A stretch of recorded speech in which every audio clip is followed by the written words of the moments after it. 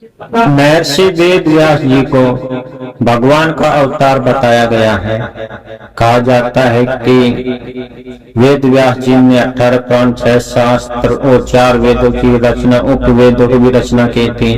इन्हीं में से एक स्कंद पुराण है जिसे स्वयं वेद व्यास जी ने कहा और स्वयं गणेश जी ने इसका लेखन किया। कहा जाता है कि इसमें पति पत्नियों के बारे में बहुत से रहस्य छुपे हुए हैं। उन्हीं रहस्यों में से एक है, क्या पति पत्नी को एक दूसरे का नाम लेना चाहिए।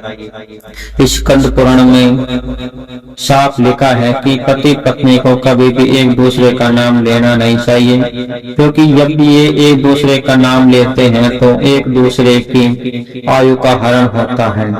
कहा जाता है कि पत्नी को शक्ति का स्वरूप और पति को देव का रूप कहा गया है, इसलिए कभी भी शक्ति और देव का नाम नहीं लिया जाता, ये पूजनीय होते हैं।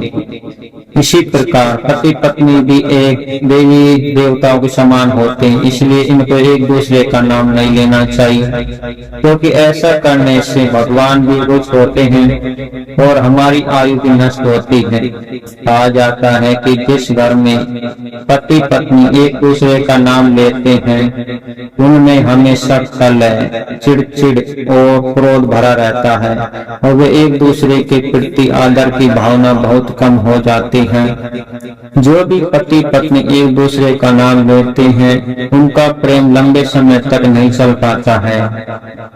कहा जाता है कि नाम लेने से उनके मन में एक दूसरे के प्रति प्रेम भाव और सम्मान की भावना बहुत कम हो जाती है, जिसके कारण वे बात बात पर एक दूसरे को कोसने लगते हैं और एक दूसरे की बुराइयों को गिनाने लगते हैं।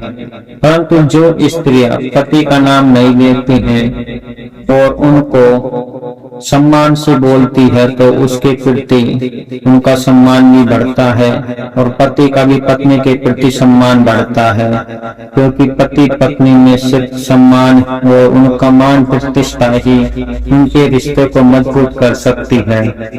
यह स्वयं वेद व्यास जी ने स्कंद पुराण में गणेश जी के लेखन पर लिखा। कहा जाता है कि स्वयं गणेश जी महाराज ने इसका लेखन किया और पति पत्नियों के नाम के बारे में भी बहुत अच्छा वर्णन दिया गया है।